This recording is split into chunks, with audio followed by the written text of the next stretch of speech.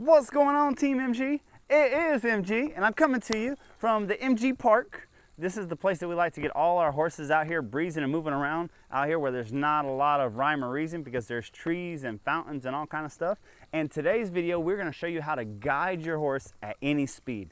Now, really, this is just a whole lesson on not only move away from the pressure, but move into the void. What that means is whenever that door cracks open and the rein comes off of you, look to go in that direction before we grab a hold of you. It all is tied together just from you sliding your hand down the rein to flexing. That when you slide your hand down the rein, that's a pre-cue that you're going to flex them, that they should already be melting in that direction. Before you can guide your horse at any speed like this, you want to make sure that you have power of a circle done, you've been through the respect series, your horse is flexing and going, and now we're going to start trying to put that horse back together, back in a straight line. You'll want to make sure that you've already checked out the pivoting video and that your horse, it doesn't have to be a spinner, but he has a little idea of how to move away from that outside rein. Rocket's just getting the idea of that. So he's just getting an idea of moving away from the outside rein. So now we're going to start trying to get him to guide at any speed.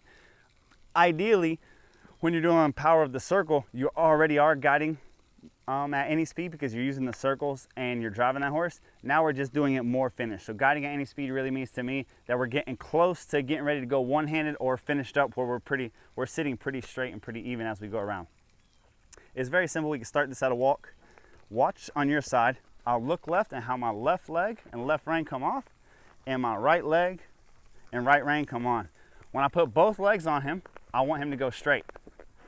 When a leg and a rein come off of him, that means I want him going in that direction. When I want him to go straight, both hands and both legs are on him. I take my eyes to this tree, I take my hands and my legs off of him. If he doesn't move off of that rein and that leg coming off of him, I am gonna put my spur on him. Take my inside hand and inside leg off. And like everything I do, I like to do it to one side again and again until the horse gets it soft and easy. So this is what I mean moving to the void. This is what I mean by cracking the door open. Us taking a leg off of him lets him know that we want to go that direction. When we close the door back, that means we want to go straight. Look at that tree. And I like to get visual pinpoints because that lets me know when I'm going straight and even and hope. So when I look at something, when I look at this camera here, I want to open this hand and leg until he is straight with you guys, boom. And then I'm closing my hands and my legs until he tracks straight.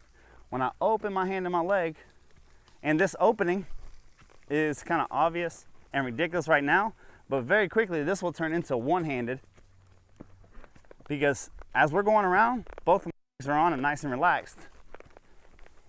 Right now I'm opening everything, the rein and my leg, but soon on my neck reining horses, I'm not going to move my hand, I'm just going to take my leg off. So then I'll start doing this and he'll start wanting to get that direction. But for the time being, there we go. And track straight before you turn again. So when he gets square and even like this, now I'll look at that corner of the park. And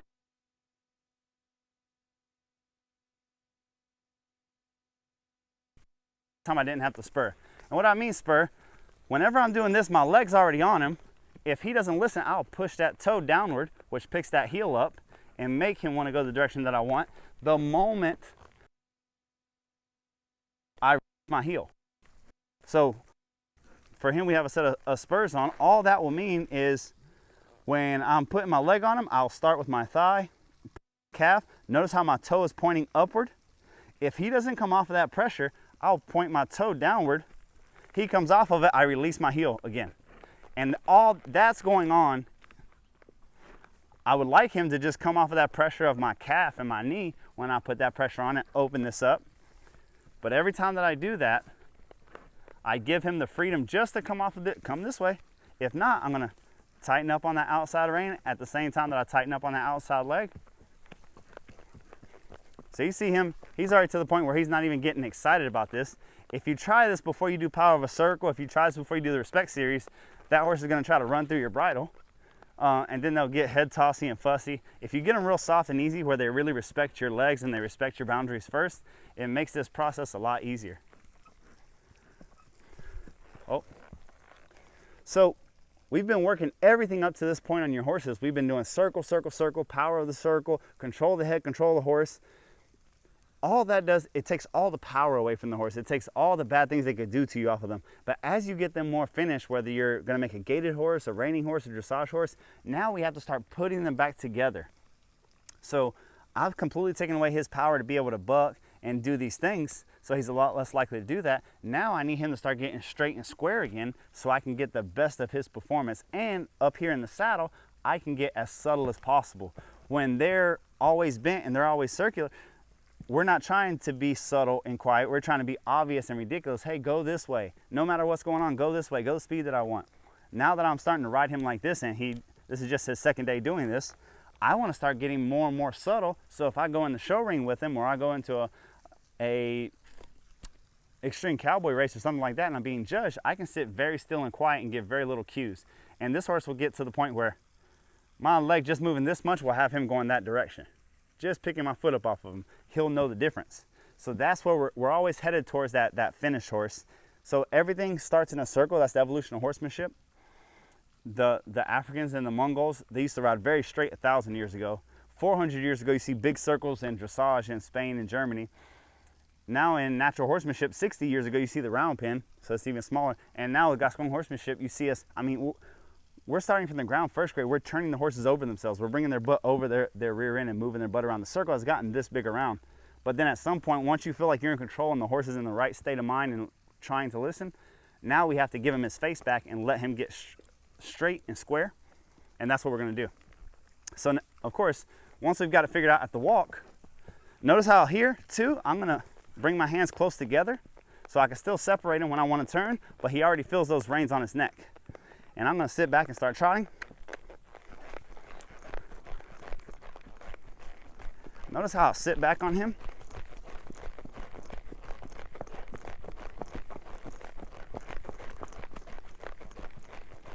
And I'll ride straight and square, and I don't want him to know where I'm going. I don't want him to try to guess. I really want him waiting for me. So if I ride him towards a tree, and before I get there, I look at a food bucket in this pasture and ride straight towards the food bucket.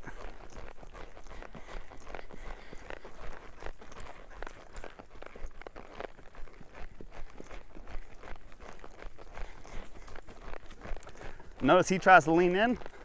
I hold up that inside rein and leg until he goes exactly where I want him to go. Closing in that, keep that forward momentum. Look to my left.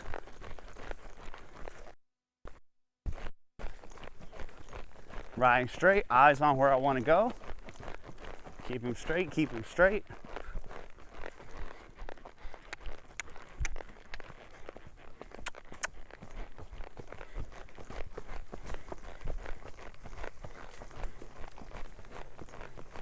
There we go.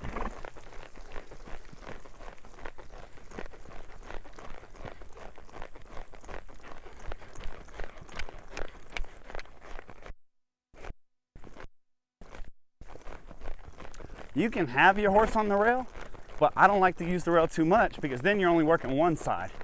When you do like this and come off of the rail, now we're working one side. If he melts one way, we're picking up this rein. Whenever he goes straight, we're leaving him alone.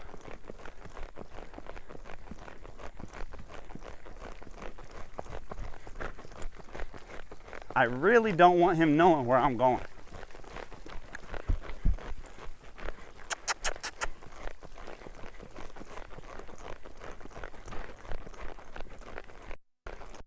This is fixed if you're doing power of a circle good. If that horse wants to pop his shoulders out and float on you, that's going to make him where he wants to stay in between your legs. Look, when he's going straight and square that he feels free.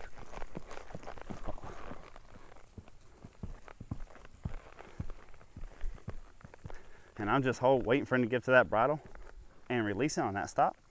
Very quickly, we just gave a bunch of left turns.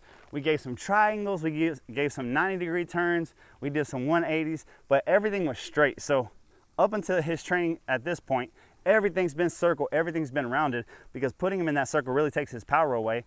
He has a little cold back, so a lot of these horses that don't have too much go, when you start asking for go, they can get a little humped up in the back, crow hop here and there, want a buck. This is really flattening him out and getting him straight and square. So anytime that he comes around a corner and then wants to roll those shoulders to the outside, that outside rein and outside leg will square and straighten him up.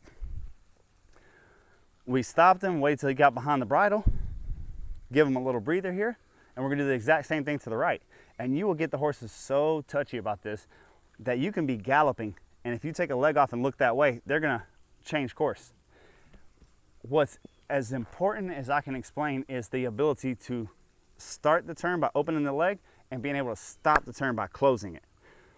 Early on in my career, I always pushed a horse, push with the outside rein, push with the outside leg to get him in that direction, but then I didn't have a pinpoint way of stopping them. So really making it a point to come off of that horse here and then closing it right back when I want to stop the turning and have them go straight again. Not only is it going to finish and pinpoint your finished horses and get them so nice and easy, but you're heading every horse that you touch in the direction of a bridleless horse, because they get used to you having your legs on them at all times. And if both legs come off, that's a stop and back up. If one leg comes off, that's a turn. Well, shoot, that's all you need for bridleless is you need brakes and you need a steering wheel. So if they get so used to the legs this early on, look how much I'm using my hands here. And I'm not really flexing or doing anything really. I'm just taking my hand off of him and putting it back, taking my hand off of him, putting it back. But very quickly, I'll be able to get away from these reins and basically do everything just by looking and leg. And that horse is going to get there. How should your leg be touching him if you're not wearing spurs?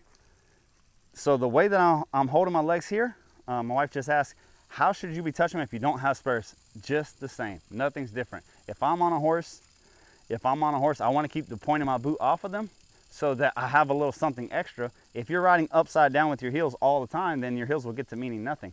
I want to be able to utilize all of my leg. So when I'm relaxed, my knees have a little bend in them because I have my legs wrapped around the horse, as opposed to here. When I'm colt starting doing things like that, a lot of times my legs will be here in the stirrup and they'll be more fixed. And if you look at the horse from the back, when I'm riding those greener horses, a lot of times I'm here because I'm looking for that stability in the stirrup. When I'm riding my horses that I'm trying to finish more, I'm going to relax my legs more here because I want the ability that this is straight, this is right, this is straight, this is right, this is back up. This is go straight. Very quickly, that's all the communication that your horse will need. Just doing this will change trajectory. And as far as spurring goes, or putting your heel, if you're asking this way, you start wrapping that heel, and don't let your leg get stuck. If you wrap your heel and touch them with your heel or your spur, if you touch them here and they don't move off of it, start bumping it and bumping that outside rein until he's trying to get off of it. Like so. I want him to be thinking, okay, if I don't get off of it, he's gonna pull me around. We did it to the left. We'll do it again to the right and give you another look at it.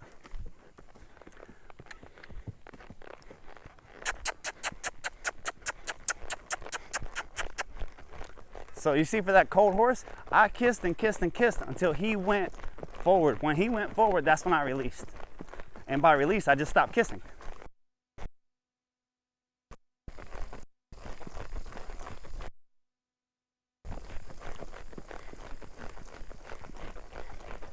Everywhere that I'm going, I have a visual aid. I'm looking at a fence post. I'm looking at a buck.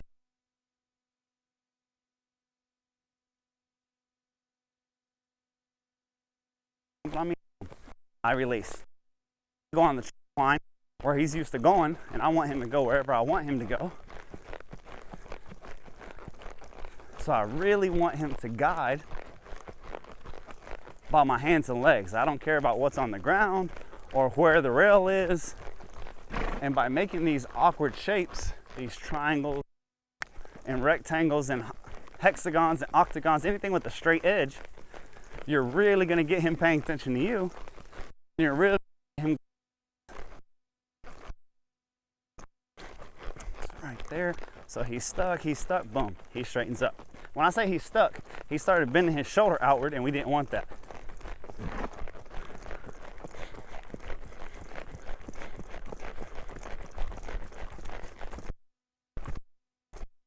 I'm letting long trot here, really cover ground, cut corners when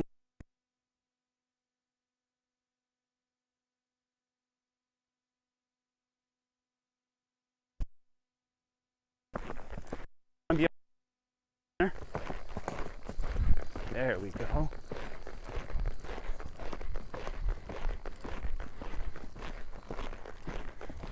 Riding straight to the bucket, straight to the bucket. Oh, looking up. Notice if he lays on me, my reins and my legs start bumping. I don't want him to lay on me. Especially at higher speeds, this is where people really let the horses lay on them. So here, bump, bump, bump, straight.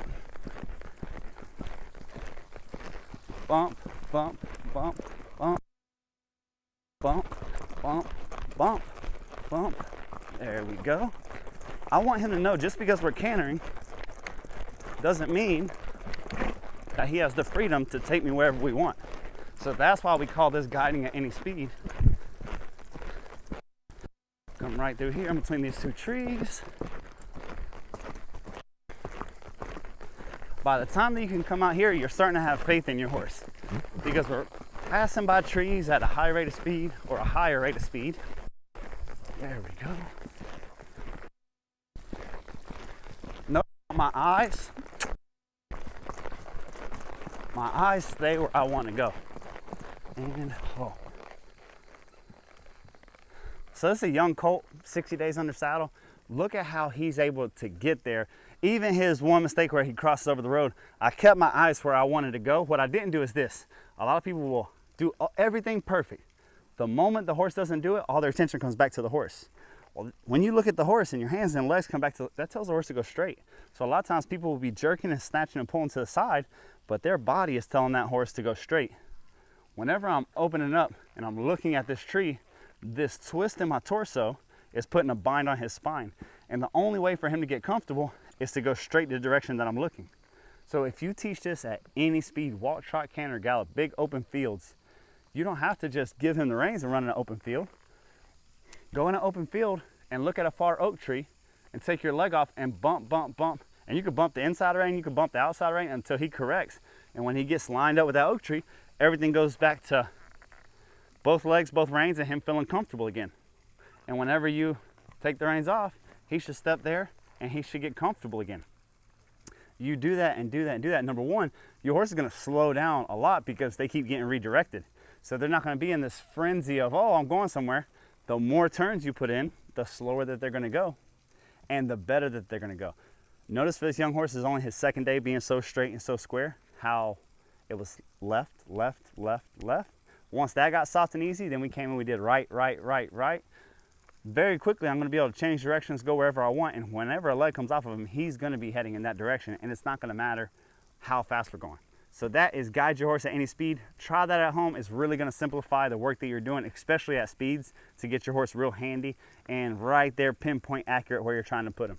Thank you guys so much for watching this, and I'll see you on the next video.